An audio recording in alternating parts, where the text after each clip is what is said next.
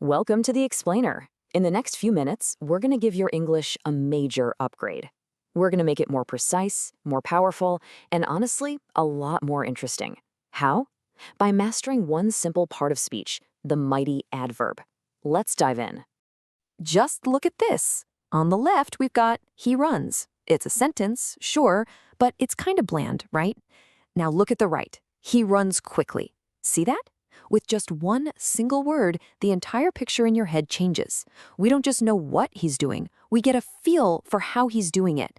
That's the power we're about to unlock. So what is this secret ingredient? What's the one thing that takes our language from black and white to full, vivid color? You probably guessed it. It's the adverb, the unsung hero of the sentence and the star of today's explainer. I want you to think of adverbs as the paintbrushes for your words. Seriously. They let you add texture and shade and all this great detail, transforming a really simple statement into a vivid description. So, what exactly is an adverb?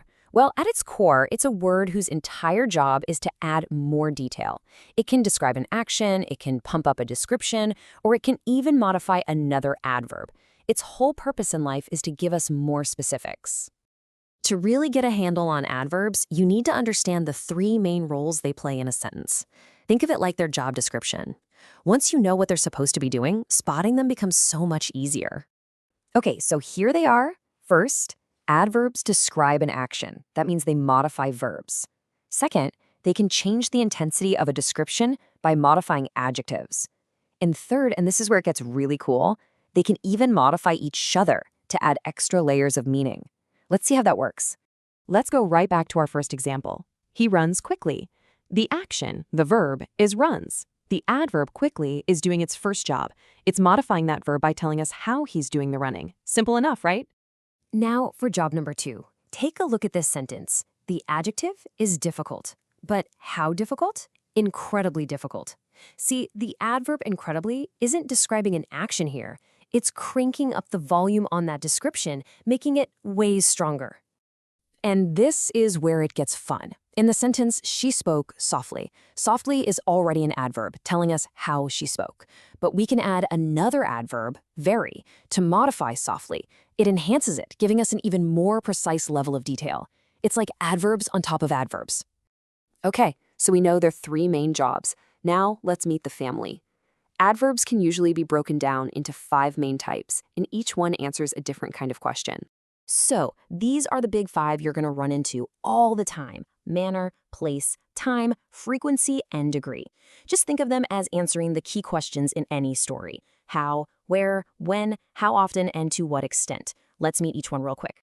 First up, adverbs of manner. You'll see these the most often. They simply answer the question, how. How did she dance? Gracefully. How did he run? Quickly. They describe the style of the action.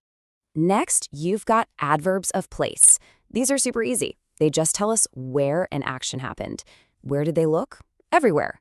Where's the book? It's over there. They give us a sense of location. Then we have adverbs of time, which, you guessed it, answer when. When did we arrive? We arrived late. When will I call you? I'll call you later. These words anchor the action in a specific time. Now, adverbs of frequency. These are absolutely crucial. They don't just tell us when, they tell us how often something happens. Does it happen always? Sometimes? Rarely? Never? This adds a whole new dimension. And finally, we have adverbs of degree. These answer the question, to what extent? I'm not just tired, I am completely exhausted. The movie wasn't just good, it was extremely good. They measure the intensity of something. So you know what they are and you know what they do, but how do you find them out in the wild? Don't worry, I'm going to give you a super simple test you can use on pretty much any sentence. Here it is, the 4-question test.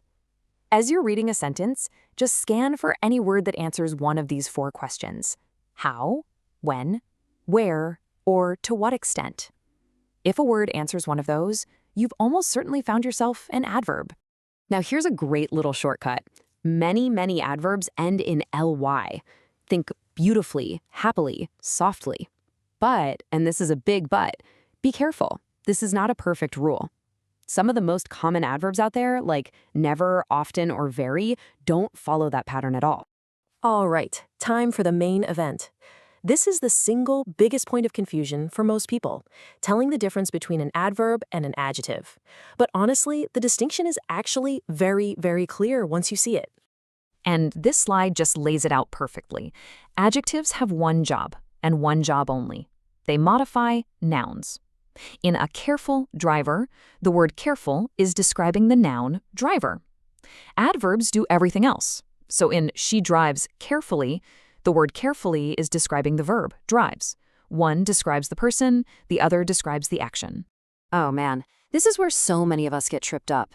We hear people say he runs quick all the time, but quick is an adjective. It can't describe the verb runs. We need the adverb, quickly. And it's the exact same thing with good versus well. Good is an adjective. You have a good day. But when you're describing the action of speaking, you need the adverb. You speak well. So there you have it, your complete adverb toolkit. Just remember, adverbs are your best friend for adding detail. Keep their 3 jobs and 5 types in mind, and if you're ever in doubt, just use that simple 4-question test. And the biggest takeaway?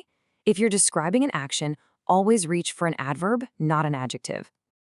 Okay, we've covered a lot, but the power of the adverb is now in your hands. So the final question isn't for me, it's for you. How are you going to use adverbs, maybe immediately and effectively, to make what you say and write more vivid today?